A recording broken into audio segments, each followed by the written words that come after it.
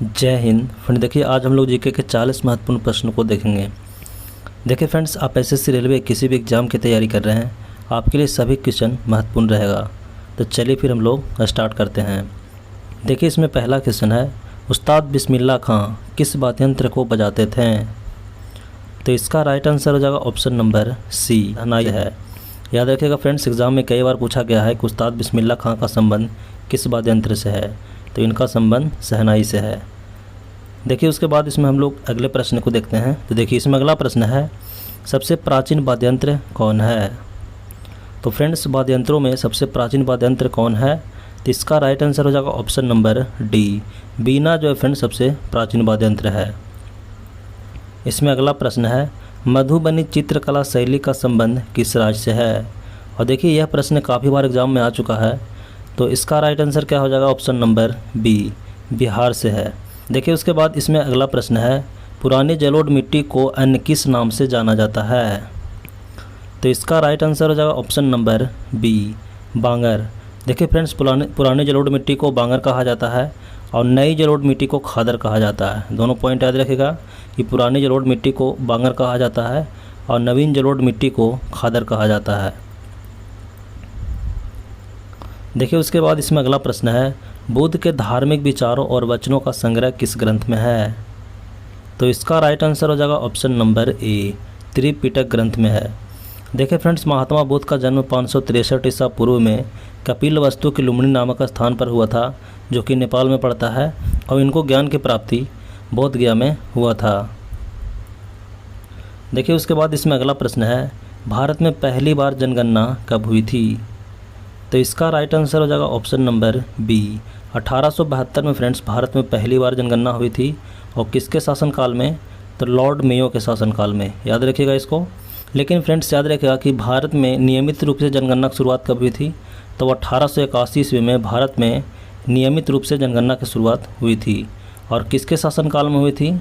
तो रिपन के शासनकाल में हुई थी। याद रखिएगा दोनों क्वेश्चन को। उसके बाद देखिए इसमें अगला प्रश्न है, काजू का सबसे बड़ा उत्पादक राज्य कौन है? तो इसका राइट आंसर हो जाएगा ऑप्शन नंबर ए, केरल जो है फ्रेंड्स भारत में काजू का सबसे बड़ा उत्पादक है। देखिए यहाँ पे याद रखिएगा कि रबर के उत्पादन में प्रथम स्थान पर केरल है, और थोरियम के उत्पादन में भी प्रथम स्थान पर केरल है। और बात करें तो तीसरा में यहाँ पे याद रखिएगा मसालों के उत्पादन में भी प्रथम स्थान पर केरल आता है। तो याद रखिएगा सभी क्वेश्चनों को। देखिए उसके बाद इसमें अगला प्रश्न है, पटना उच्च न्यायालय की स्थापना कब हुई थी? तो इसका राइट आंसर हो जाएगा ऑप्शन नंबर ए, 1916 में पटना उच्च न्यायालय की स्थापना हुई थी। और देखिए फ्रेंड्स, भारत में टोटल कितना उच्च न्यायालय है वर्तमान में? तो टोटल 25 उच्च न्यायालय है। याद रखिएगा इसको। देखिए उसके बाद इसमें अगला प्रश्न है, भारत के प्रथम विधि अधिकारी के रूप में कौन जाना जाता है? इसका राइट आंसर हो जाएगा ऑप्शन नंबर सी, भारत का महान्यायवादी। याद रखिएगा फ्रेंड्स कि भारत के प्रथम जो विधि अधिकारी होता है वो भारत का महान्यायवादी होता है। और भारत के महान्यायवादी की चर्चा कितना में है? तो अनुच्छेद 76 में है। याद रखिएगा। और महान्यायवादी की नियुक्ति भारत के राष्ट्रपति के द्वारा किया जाता है। देखिए उसके बाद इसमें अगला प्रश्न है, सरकारीय समिति किस विषय वस्तु से संबंधित है? तो इसका राइट आंसर हो जाएगा ऑप्शन नंबर सी, केंद्र राज्य संबंध से संबंधित है। याद रखिएगा फ्रेंड्स कि सरकारीय समिति का गठन 1983 ईस्वी में किया गया था। देखिए उसके बाद इसमें अगला प्रश्न है, किस पंचवर्ष योजना के दौरान देश में 3 लौह इस्पात संयंत्र स्थापित किए गए थे? तो इसका राइट आंसर हो जाएगा ऑप्शन नंबर बी, द्वितीय पंचवर्ष योजना में। देखिए फ्रेंड्स, वह 3 लौह संयंत्र कौन कौन था? तो पहला था भिलाई। भिलाई कहाँ पड़ता है? तो छत्तीसगढ़ में पड़ता है। दूसरा था दुर्गापुरा, जो कि कहाँ पड़ता है? तो पश्चिम बंगाल में पड़ता है। और तीसरा था राउरकेला। राउरकेला उड़ीसा में पड़ता है, दुर्गापुरा पश्चिम बंगाल में और भिलाई छत्तीसगढ़ में। याद रखिएगा। उसके बाद देखिए इसमें अगला प्रश्न है, खाद्य एवं कृषि संगठन जिसको बोलते हैं FAO का मुख्यालय स्थित है? तो इसका मुख्यालय कहाँ स्थित है? तो इसका राइट आंसर हो जाएगा ऑप्शन नंबर डी, इसका मुख्यालय रोम में स्थित है। और देखिए फ्रेंड्स, FAO यानी कि खाद्य एवं कृषि संगठन की स्थापना 1945 ईस्वी में की गई थी। अब देखिए इसमें अगला प्रश्न है, भारत में कुल कितने वन आच्छादित क्षेत्र है? तो इसका राइट आंसर हो जाएगा ऑप्शन नंबर सी 24.62%। देखिए फ्रेंड्स, यह वन रिपोर्ट 2021 का है, इसको ध्यान में रखिएगा। और इससे पहले 2021 में रिपोर्ट आया था, प्रत्येक 2 वर्ष पर जारी किया जाता है। तो उस समय जो वन आच्छादित क्षेत्र था वो कितना था? तो 24.56% था। तो इस बार इजाफा हुआ है, तो इसको ध्यान में रखिएगा। चलिए उसके बाद इसमें हम लोग अगले क्वेश्चन को देखते हैं। तो देखिए इसमें अगला प्रश्न है, देश में रेशम का उत्पादन कौन सा राज्य सर्वाधिक करता है? तो इसका राइट आंसर हो जाएगा ऑप्शन नंबर बी, कर्नाटक जो है फ्रेंड्स रेशम का सर्वाधिक उत्पादन करता है। अगला प्रश्न है, भारतीय रिजर्व बैंक का राष्ट्रीयकरण किया गया था। तो भारतीय रिजर्व बैंक का राष्ट्रीयकरण कब किया गया था? तो इसका राइट आंसर हो जाएगा ऑप्शन नंबर सी 1949 में। देखिए फ्रेंड्स, भारतीय रिजर्व बैंक की स्थापना सबसे पहले याद रखिएगा कि 1935 ईस्वी में की गई थी। और कौन से अधिनियम के तहत? तो अगर आपसे अधिनियम पूछा जाए तो 1934 के अधिनियम के तहत भारतीय रिजर्व बैंक की स्थापना 1935 में की गई थी। और याद रखिएगा कि इसका राष्ट्रीयकरण 1 जनवरी 1949 को किया गया था। अगला प्रश्न है, भारतीय संविधान का अनुच्छेद 40 किससे संबंधित है? और यह अनुच्छेद काफ़ी बार पूछा गया फ्रेंड्स एग्जाम में। तो इसका राइट आंसर क्या हो जाएगा? ऑप्शन नंबर सी, यह ग्राम पंचायत से संबंधित है। अगला प्रश्न है, भारत के संविधान में प्रथम संशोधन कब हुआ था? तो इसका राइट आंसर हो जाएगा ऑप्शन नंबर बी, 1951 में भारतीय संविधान में प्रथम संशोधन हुआ था।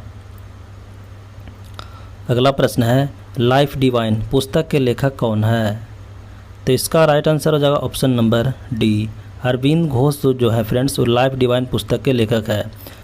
देखिए उसके बाद इसमें अगला प्रश्न है, 1857 के विद्रोह को किस उर्दू कवि ने देखा था? तो इसका राइट आंसर हो जाएगा option number C, Mirza Ghalib ने। और देखिए फ्रेंड्स, 1857 की विद्रोह कब शुरू हुई थी? तो 10 मई 1857 में। कहाँ से? तो मेरठ उत्तर प्रदेश से। चलिए उसके बाद इसमें हम लोग अगले प्रश्न को देखते हैं। तो देखिए इसमें अगला प्रश्न है, उस यंत्र का नाम बताइए जो कंप्यूटर को टेलीफोन लाइन से जोड़ता है। तो उस यंत्र का क्या नाम है जो कंप्यूटर को टेलीफोन लाइन से जोड़ने का काम करता है? तो इसका राइट आंसर हो जाएगा ऑप्शन नंबर बी, मोडेम जो होता है फ्रेंड्स कंप्यूटर को टेलीफोन लाइन से जोड़ने का काम करता है। देखिए उसके बाद इसमें अगला प्रश्न है, एलोरा स्थित गुफाएं एवं शैलकृत मंदिर किससे संबंधित है? तो इसका राइट आंसर हो जाएगा ऑप्शन नंबर डी, इनमें से सभी से, बौद्धों से, जैनों से और हिंदुओं से। तो ये तीनों धर्म से संबंधित है। और देखिए फ्रेंड्स, यहाँ पे पूछता है क्वेश्चन कि एलोरा स्थित गुफाएं जो है इसका निर्माण किसने करवाया था? तो एलोरा की जो गुफाएं हैं उसका निर्माण राष्ट्रकूट वंशों के द्वारा किया गया था, याद रखेगा। और ये महाराष्ट्र के औरंगाबाद ज़िले में स्थित है। देखिए उसके बाद इसमें अगला प्रश्न है, संयुक्त राज्य अमेरिका का राष्ट्रीय खेल क्या है? तो इसका राइट आंसर हो जाएगा ऑप्शन नंबर बी, बेसबॉल जो है फ्रेंड्स संयुक्त राज्य अमेरिका का राष्ट्रीय खेल है। और बेसबॉल में खिलाड़ियों की संख्या 9 होते हैं, इसको भी ध्यान में रखिएगा। देखिए उसके बाद इसमें अगला प्रश्न है, सूचना प्रौद्योगिकी में HTML से तात्पर्य है। तो HTML का फुल फॉर्म क्या होता है? तो इसका राइट आंसर हो जाएगा option number D, hyper text markup language इसका फुल फॉर्म होता है। उसके बाद देखिए इसमें अगला प्रश्न है, मेढक का लार्वा क्या कहलाता है? तो इसका राइट आंसर हो जाएगा ऑप्शन नंबर बी, टेडपोल कहलाता है। याद रखिएगा फ्रेंड्स, मेढक के लार्वा को टेडपोल कहा जाता है।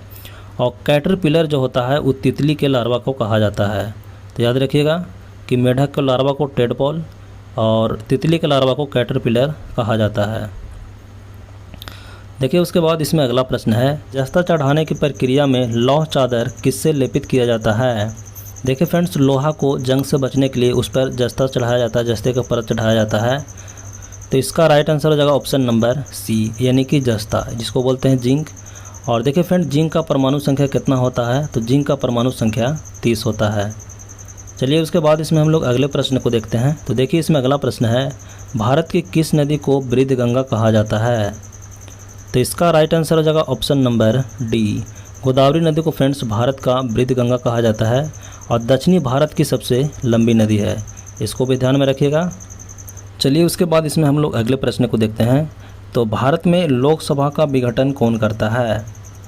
तो इसका राइट आंसर हो जाएगा ऑप्शन नंबर बी, राष्ट्रपति जो है फ्रेंड्स भारत में लोकसभा का विघटन करता है।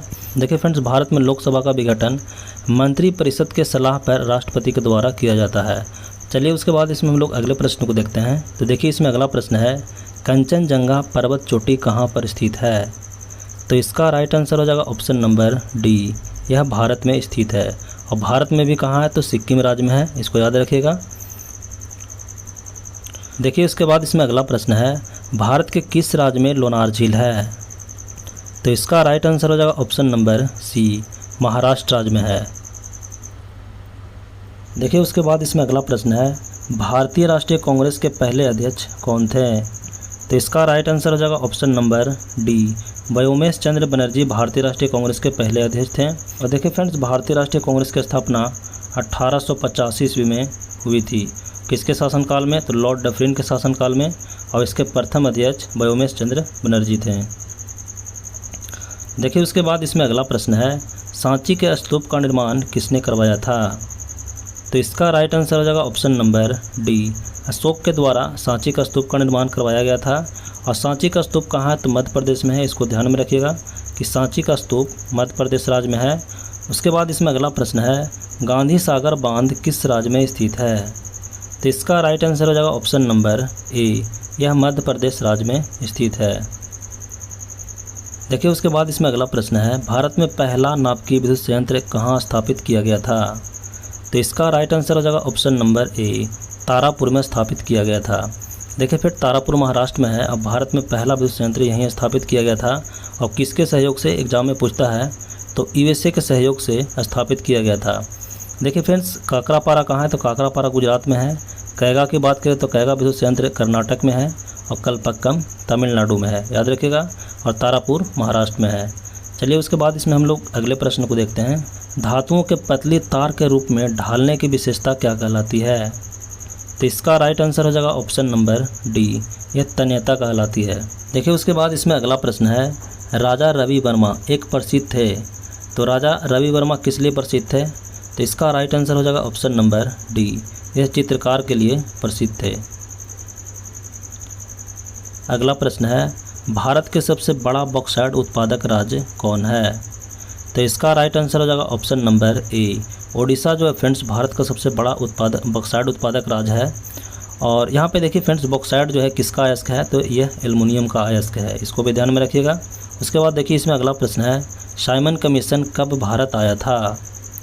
तो इसका राइट आंसर हो जाएगा ऑप्शन नंबर डी, 1928 में फ्रेंड्स भारत में साइमन कमीशन आया था। लेकिन साइमन कमीशन का गठन कब किया गया था? तो साइमन कमीशन का गठन 1927 में किया गया था।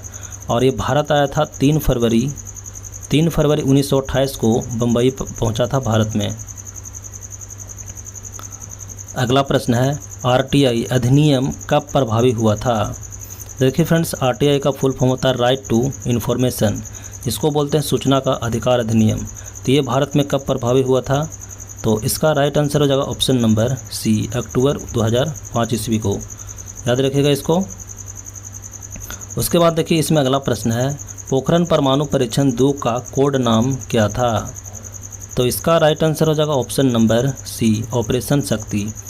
देखिए फ्रेंड्स, परमाणु परीक्षण दूसरी बार 1998 ईस्वी में किया गया था, इसको ध्यान में रखिएगा। और भारत में पहली बार परमाणु परीक्षण कब हुआ था? तो 1974 में पहली बार भारत में परमाणु परीक्षण हुआ था। और इसका कोड नाम क्या था? तो इसका कोड नाम था स्माइलिंग बुद्धा। और पोखरण कहाँ पड़ता है? तो पोखरण पड़ता है राजस्थान में। उसके बाद देखिए इसमें अगला प्रश्न है, भौतिकी की कौन सी शाखा स्थिर तरल पदार्थों के गुणधर्मों से संबंधित है? इसका राइट आंसर हो जाएगा ऑप्शन नंबर डी, हाइड्रोस्टैटिक्स, याद रखिएगा इसको। तो फ्रेंड्स, सभी क्वेश्चनों को आप याद रखिएगा। यहाँ पे जो क्वेश्चन आपको बताया गया है, सभी क्वेश्चन, अधिकतर क्वेश्चन इसमें प्रीवियस ईयर का था, जो कि एनटीपीसी ग्रुप डी और कई एग्जाम में पूछा गया क्वेश्चन था। तो इसको ध्यान में रखिएगा। और आज के लिए इतना ही, फिर मिलते हैं नेक्स्ट वीडियो में, तब तक के लिए जय हिंद।